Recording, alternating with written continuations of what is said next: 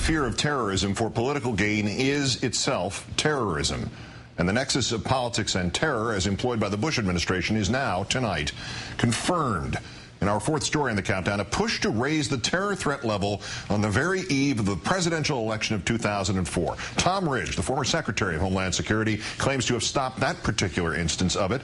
John Dean joins me in a moment. Countdown has obtained an advanced copy of Mr. Ridge's book, The Test of Our Times. A key passage concerns the events immediately preceding the 2004 election. On Friday, October 29, 2004, 4 days before the vote, Osama bin Laden released a new videotape. You'll remember, Mr. Ridge did not think that warranted a change in the terror alert status. He writes, at this point, there was nothing to indicate a specific threat and no reason to cause undue public alarm. But in a subsequent video conference call, quote, a vigorous, some might say dramatic discussion ensued. Attorney General John Ashcroft strongly urged an increase in the threat level and was supported by Defense Secretary Donald Rumsfeld. There was absolutely no support for that position within our department. None. I wondered, is this about security or politics?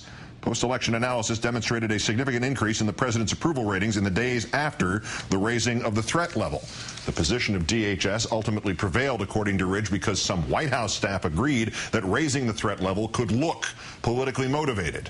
He wrote again, I believe our strong interventions had pulled the go-up advocates back from the brink, but I consider the episode to be not only a dramatic moment in Washington's recent history, but another illustration of the intersection of politics, fear, credibility, and security. After that episode, I knew I had to follow through with my plans to leave the federal government.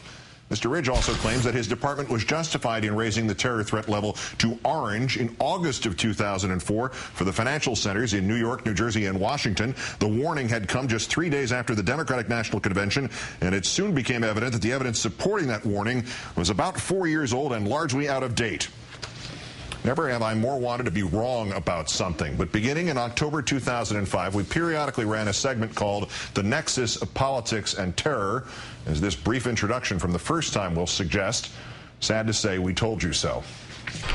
On May 10th of this year, after his resignation, former Secretary of Homeland Security Ridge looked back on the terror alert level changes that were issued on his watch.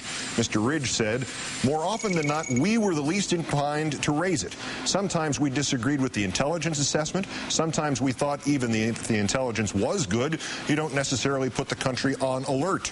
There were times when some people were really aggressive about raising it, and we said, for that, the nexus of politics and terror. Please judge for yourself. We hope to have the time to bring you the whole piece again, updated tomorrow. For now, let's bring in, as promised, FindLaw.com columnist John Dean, also author of Worse Than Watergate and Conservatives Without Conscience. John, good evening. Good evening, Keith. Rate this in terms of its confirmation of our worst fears on this subject, that the terror threat apparatus, not just the color-coded bar chart, the whole thing was manipulated for political purposes at least some of the time. Well, I'd say this is a modified limited hangout, Keith. It's not a full confirmation. It's a hedge. Tom Ridge is a former U.S. attorney. He knows that he's talking about what could be criminal behavior. And he says at one point he wonders if this was political or security. So he backs off, and he doesn't tell us why he wondered it, what he thought that Rumsfeld had said or Ashcroft had said. So he strongly suggested they said something that made him think it was political, but he hasn't given us that. He certainly has opened the door and raised the question.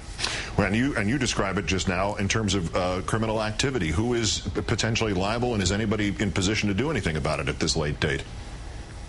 Well, that's the problem. It is a late date. The statute of limitations has run. As I say, if there was pressure, if you do manipulate an agency of government, it is a criminal offense. This is one of the things that caught a lot of people in Watergate. It's a conspiracy to defraud the government under Title 18 U.S.C. 371, one that, as I say, a lot of people learned painfully what that statute meant. And if you try to have a department do something it's not supposed to do and doing it for political reasons, you can go to jail for that. So as I say, I think Ridge has hedged this. He's been careful, but he certainly suggested he might have gotten information that indicated this was the reason that he had concern. And as opportunistic as it might look, he did say these things, as I pointed out in the piece from 2005, right after the resignation. So there is a continuity here. It's not like he just invented this or presented it for the first time out of whole cloth. The other side of the argument, though, John, that has been raised today, that since the one example that he points to from the days before the election in 2004 did not end in the elevation of the terror threat level, that diminishes in some way the fact of pressure that was applied. Is there not an obvious fallacy in there? There is an obvious fallacy, and that isn't the way the criminal law works, for example. If somebody actually conspired to do this, an overt act was made, pressure was made, and they didn't get the pressure to succeed, it wouldn't anyway diminish the crime. Looking at this in a broader context, if this was the conduct and history reveals it to be the conduct, these people got away with a crime. The Secretary's reaction to this was he needed to leave government. He needed to resign. But, of course, he didn't do it in the days before the election, and he did not, neither did he resign immediately. But was he not in a position, perhaps, to investigate this in some way, at least start to investigate it before somebody shut off his alarm clock? Well, when listening to your piece, I thought if he's trying in the book to make this a principled resignation sort of retroactively, I don't think it's going to work at all. The question is, why didn't he maybe investigate this further? Indeed, was there more going on that made him wonder if this was political rather than national security? Was he being told from the White House how to make national security decisions on homeland security?